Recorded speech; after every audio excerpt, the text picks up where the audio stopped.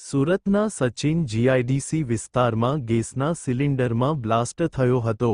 ગભેણી ગામમાં રામેશ્વરમ સોસાયટીમાં અચાનક ગેસના સિલિન્ડરમાં બ્લાસ્ટ થતાં અફરાતફરીનો માહોલ સર્જાયો હતો, જે ઘટનામાં એક મહિલાનું મોત થયું છે।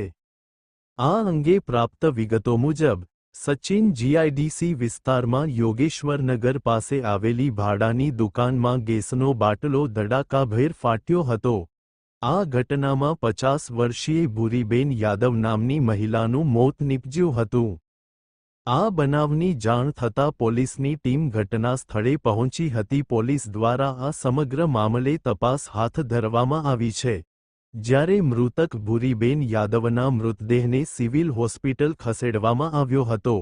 ભૂરીબેનના મોતને લઈને પરિવાર શોકમાં ગરકાવ થઈ ગયો હતો।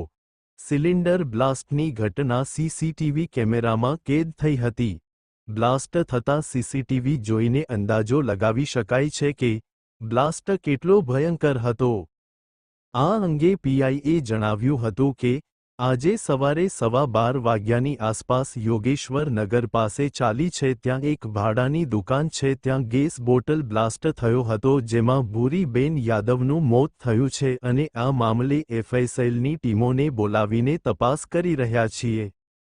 મૃતક ભૂરીબેનની દીકરી અંશુબેને જણાવ્યું હતું કે જેમનું મોત થયું છે તે મારી મમ્મી છે। તેમની ઉંમર 50 વર્ષ છે।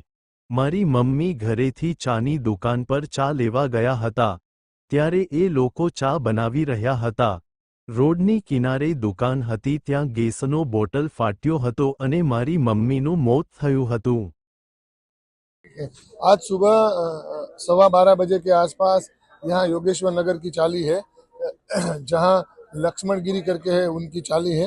तो वहाँ पे एक किराए पे दुकान है, दुकान में गैस जलने से ब्लास्ट हुआ है और ब्लास्ट में एक भूरीबेन यादव करके बहन है, उनकी एज है 59 ईयर्स, उनका डेथ हुआ है। और आगे का इन्वेस्टिगेशन हम एफएसएल और क्राइम सीन अधिकारी को बुला के अभी इन्वेस्टिगेशन कर रहे हैं। कितने किलो का बाटला है? बाटला नॉर्मल जो रूटीन बाटला है वही बाटला है।